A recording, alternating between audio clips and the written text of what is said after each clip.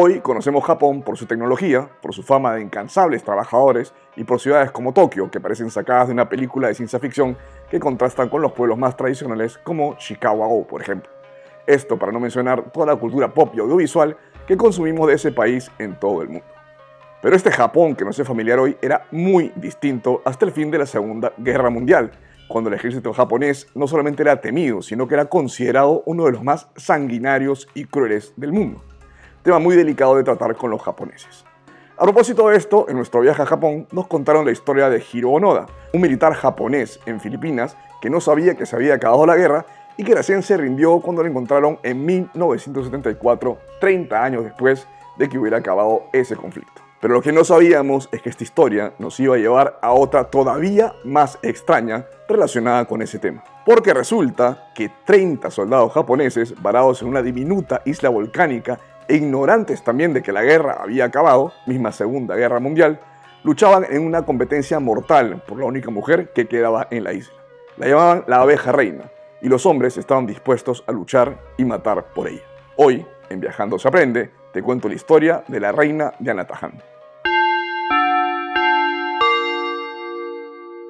Anatahan es una pequeña isla volcánica que se encuentra en las Islas Marianas del Norte, que es un grupo de remotas islas entre Hawái y Filipinas. Es el escenario de esta historia, además. Caracterizada por sus exuberantes bosques tropicales, durante la Segunda Guerra Mundial, esta isla de solo 32 kilómetros de circunferencia y desconocida para muchos, se convirtió en refugio para un grupo de soldados japoneses. La historia comienza con un naufragio. En junio de 1944, un convoy japonés fue destruido por las fuerzas aliadas a mitad de su travesía. Los supervivientes, 30 japoneses, que eran entre soldados y marinos, nadaron incansablemente y encontraron refugio en Anatahan. Ellos no sabían que la guerra estaba a punto de terminar en unos meses, en 1945, pero su odisea recién estaba comenzando. Hay que aclarar que en el momento del naufragio, la isla no estaba desierta, porque antes de todo esto, la isla de Anatahan había sido utilizada por los japoneses para la producción de copra, o sea, la pulpa del coco. Unos 40 isleños trabajaban en las granjas de copra de Anatahan bajo supervisión de japoneses. Con el tiempo, los isleños abandonaron Anatahan y solo quedaron algunos japoneses. Uno de los pocos japoneses que permanecieron en la isla fue una mujer de origen okinawense, Kazuko Higa, casada con un hombre llamado Shoichi Higa. Preocupado por su hermana que vivía en una zona de guerra, Shoichi dejó a Kazuko en Anatahan mientras él iba a Saipan a ver cómo estaba su hermana, pero jamás regresó. Kazuko pasó entonces a vivir con otro hombre apellidado también Higa, de nombre Kuikichiro. El hecho es que de repente Kazuko se convirtió en la única mujer a la llegada de estos 30 náufragos. El escenario de terror entonces estaba listo e empezó casi de inmediato cuando se dieron las muertes repentinas y accidentales de varias personas. Primero, una explosión misteriosa mató a varios de los hombres de la isla. Misteriosa porque no murió ninguno de los japoneses, pero sí los isleños que ya estaban ahí y el marido de Kazuko. Después se le atribuyó esta explosión a una munición de guerra no detonada, pero esa parece más bien la primera de varias mentiras que se especularon, porque otra versión, más creíble y confesada después del hecho, dice que su compañero sentimental, Kuikichiro, fue asesinado a tiros por el soldado japonés Gensaburo Yoshiro. Este fue el comienzo de lo que se idealiza en muchas narrativas como el reinado de Kazuko como si fuera la reina de Anatahan, pero que en realidad fue una lucha por el poder de la isla y por el afecto centrado en Kazuko por 30 hombres, actitud alimentada por los celos, la desesperación y la locura de la soledad. Muchas crónicas posteriores destacan que Kazuko manejaba a los hombres con una capacidad increíble de mando y de manipulación, y con esto le atribuyen un aspecto psicológico a la dinámica de la vida en esta isla de Anatahan. Pero eso no deja de ser una mirada machista y romántica de lo que pasó, y uno no puede sino imaginar el terror de esta mujer, lo que tuvo que pasar por ella ser el objeto de deseo de más de 30 hombres, soldados, sobreviviendo con penurias y enajenados por el aislamiento y la soledad en esta pequeña sociedad infernal. Recordemos además que estando totalmente aislados del mundo, ni siquiera sabían que la Segunda Guerra Mundial ya había terminado con la rendición de las tropas japonesas. La vida en Anatahan era dura, Los hombres construían chozas con los escombros y sobrevivían a base de cocos, taro, que es una especie de camote o de tubérculo que se le llama en algunos lugares camote chino, y pescado. Pero el verdadero peligro venía de dentro. Las tensiones seguirían en aumento, lo que llevó a un inquietante ciclo de violencia y de muerte. Uno de los soldados no identificado fue asesinado entre varios por su requerimiento insistente de afecto de parte de Kazuko.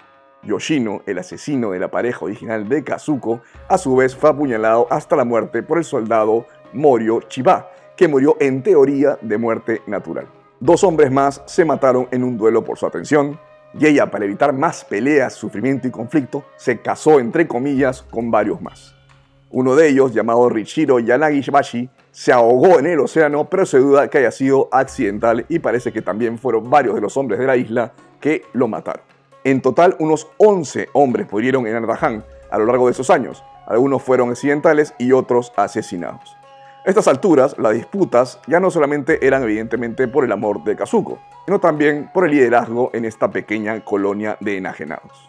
En 1950, tropas americanas soltaron masivamente desde un avión panfletos asegurándoles a los sobrevivientes que la guerra ya había acabado y que podían salir.